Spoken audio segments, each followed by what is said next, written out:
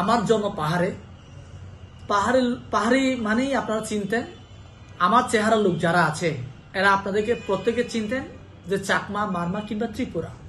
আর এদিকে সমতলে যদি হয় সাঁওতাল, গারো, হাজং, ওদেরকে চিনতেন। এই যে এর জাতির বাইরে পাশাপাশি বাঙালি আছে। এই যে 3-4টা জাতির বাইরে বাংলাদেশে আরো যে 50টা জাতিসত্তা আছে, এটা আপনারা কেউ চিনতেন না। চিনতেন কি? চিনতেন না। তাহলে চেনায়নি কেন? এই 53 বছরে অনেক সরকার এসেছে, বিএনপি এসেছে, আওয়ামী লীগ এসেছে ক্ষমতায়, কিন্তু ওরা তো আমাদেরকে চেনানোর চেষ্টা করেনি। যেমন ব্যক্তিগতভাবে আমি বলি আমার জাতির নাম হচ্ছে শাক জাতি। শাক জাতির নাম কি আপনারা কখনো শুনেছেন? গুগলে সার্চ করেন শাক্য বংশের ইতিহাস, তাহলে গুগলে আপনি আমার ইতিহাস খুঁজে পাবেন। কিন্তু আমি বাংলাদেশে একমাত্র বান্দরবান জেলা নাইক্ষ্যংছড়ি উপজেলা 6000 জাতির বসবাস আমরা এখন। এরকম আমার মতো আরো অনেক আছে, খিয়াং আছে, বম আছে, হাজং আছে, লুসাই আছে, ত্রিপুরা আছে, গারো আছে, ম্রো আছে, অনেক জাতি আছে আমার এই পাহাড়ে। কিন্তু আমার এই পাহাড়ে যে 1997 সালের 2রা ডিসেম্বর যে চুক্তি করা হয়েছে, এই চুক্তিতে 5টা জাতির নাম উল্লেখ করা হয়েছে। প্রথমত চাকমা, এরপরে মারমা, ত্রিপুরা, এরপরে হচ্ছে আপনার ম্রো এবং টংচঙ্গা জাতি। 5টা জাতির নাম উল্লেখ করা হয়েছে। এই 5টা জাতির বাইরে আরো 7টা জাতি আছে।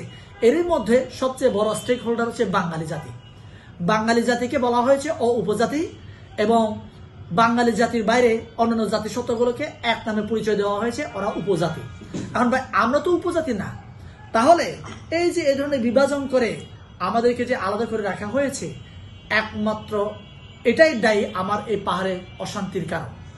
এখন আমি বলি যে আমার এই পাহাড়কে যদি শান্ত করতে চায়, শৃঙ্খলা আনতে চায়, সুইজারল্যান্ড কিংবা কাশ্মীর কিংবা কোন উন্নত সিঙ্গাপুরের মতো যদি এই অঞ্চলটাকে আমরা যদি গড়ে তুলতে চাই, তাহলে আমি মনে করি যে আমাদের মধ্যে যে জাতিতে ভেদাভেদ রয়েছে, এই যে আপনারা চাকমা বললে চিনেন, চাকমা ছাড়া অন্য কাউকে চিনেন না। এই যে চাকমার একচ্ছত্র আধিপত্য এই পাহাড়ে, এটা এই পাহাড়ের যে সমস্ত জাতিগোষ্ঠী আছে ওরা মানতে পারছে না বলে আগে ছিল শান্তি বাহিনী, এখন শান্তি বাহিনীর পাশাপাশি আরো অনেক বাহিনী তৈরি হয়ে গেছে। এখন 6 থেকে 7টা বাহিনী আছে এখন পাহাড়ে। কেন? 2রা ডিসেম্বর 97 সালে তো চুক্তি হয়ে গেছে, তাহলে তো শান্তি আসার কথা। নামেই ছিল শান্তি চুক্তি। তাহলে শান্তি চুক্তি হওয়ার পরে তাদের না বলা কথা আমি বলেছি তাদের হয়ে। এখন আমাকে এলাকায় যেতে দেয় নাই দীর্ঘদিন ধরে, এখন আমাকে এলাকায় যেতে দিচ্ছে, ছেড়ে দেয় আমাকে, আমার প্রাণ নাশের হুমকি দেয়। সন্তুল আমার এনআইডি কার্ড ছিল না, ভারত প্রেসার দিয়ে শেখ হাসিনাকে আপনার চাপ দিয়ে আপনার বাংলাদেশের ID card, voter ID card নেওয়ার জন্য বাধ্য করেছিল সন্তুল আমাকে। এই 2022 সালে 22-23 সালে সে বাংলাদেশের নাগরিক হয়েছে সে।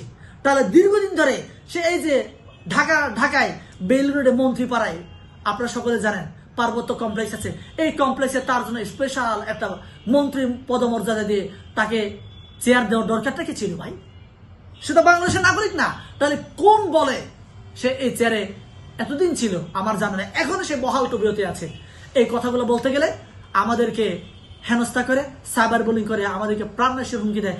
ইভেন আমাকে খুঁজে না পেলে বাড়িতে গিয়ে মানে থ্রেট দিয়ে আসে। এ ধরনের এই জায়গাগুলো থেকে আমি আমার পাহাড়কে বের করে আনতে চাই। আপনারা সকলে আমাদের পাশে থাকেন।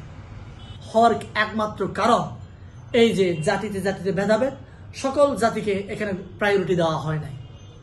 এই কারণে এই সুযোগটা নিয়ে আমার পার্শ্ববর্তী দেশ ভারত আমাদেরকে ইন্ধন দিচ্ছে, আমাদেরকে পেট্রোনাইজ করছে, আমাদেরকে ফুসলিয়ে আপনার অস্ত্র ধরার জন্য বাধ্য করছে।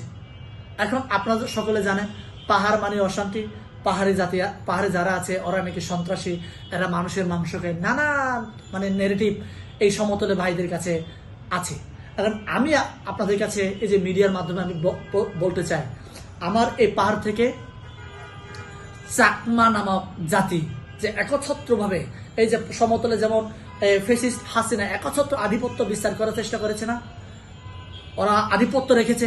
আমার এই পাহাড়েও চাকমা জাতিরা অন্যান্য জাতিসত্তাগুলোর উপরে একচ্ছত্র আধিপত্য বিস্তার করে রেখেছে, যার কারণে এই একচ্ছত্র আধিপত্য মানতে চাচ্ছে না।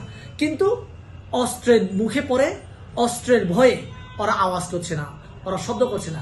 যারা ওদের বিরুদ্ধে করছে, ওদের বিপক্ষে কথা বলছে, ওদের কণ্ঠরোধ করছে, কণ্ঠরোধ সাইবার বুলিং করছে। আর সাইবার বুলিং বলেন, হেনস্থা করে যখন পারছে না, ওদেরকে প্রাণ নাশ করছে। এই যে এই ধরনের হাজার হাজার মানে মেধাবী শিক্ষার্থী এই তাদের বিরুদ্ধে কথা বলতে গিয়ে জীবন দিতে হয়েছে। আমি চাই আমার এই পাহাড় থেকে দ্বিতীয় কোনো ভাই জীবন দিতে না হয় মতো, দ্বিতীয় কোনো মা তার বাবাকে, তার সন্তান যাতে করে হারানোর দায়ে তার যাতে শোকাহত হতে না হয়, আমি এটা চাই। আমি চাই 2000 বিপ্লবের সরকার, বিগত সরকারগুলো এগুলো নিয়ে কেউ কাজ করেনি। আমি চাই যাতে করে আমার এই সরকার, 24-এর বিপ্লবের সরকার এটা নিয়ে কাজ করবে। সন্তু লারমা পন্থী যে এসেছে, অনেক নেতা এই যে ভারতে বসে ওরা সরাসরি ওরা প্রেস ব্রিফিং দেয়, ওরা দিল্লির হস্তক্ষেপ চায় আমার এই পাহাড়কে দখল নেওয়ার জন্য। কেন রে ভাই, তোমরা কি বাংলাদেশি না? আমরা সবাই তো বাংলাদেশি, তাহলে দিল্লির হস্তক্ষেপ চাইবো কেন? আমি হস্তক্ষেপ চাইবো সরকারের কাছে, আমি দাবি জানাবো সরকারের কাছে। সরকারের কাছে দাবি না জানিয়ে কেন আমি দিল্লির সরকারের কাছে, মোদির কাছে আমি কেন সরকার দাবি জানাবো? দাবি জানাচ্ছে এই কারণেই এরা এই দেশকে ধারণ করে না। সবাইকে বলছি না আমি, চাকমা জাতি সবাই না, যারা কিনা উগ্র আপনার এই যে জেএসএস পন্থী ভারতের দাবিদারি করে বেড়ায়, ওরাই এই বাংলাদেশকে ধারণ করে না। আমি আরেকটা তথ্য বলি, সন্তু লারমা তাকে নিয়ে কেউ কথা বলতে ভয় পায়। আমি 2022 সালে একটা ভিডিও দিয়েছিলাম, এক রাতে 1.5 মিলিয়ন ভিউ হয়েছিল।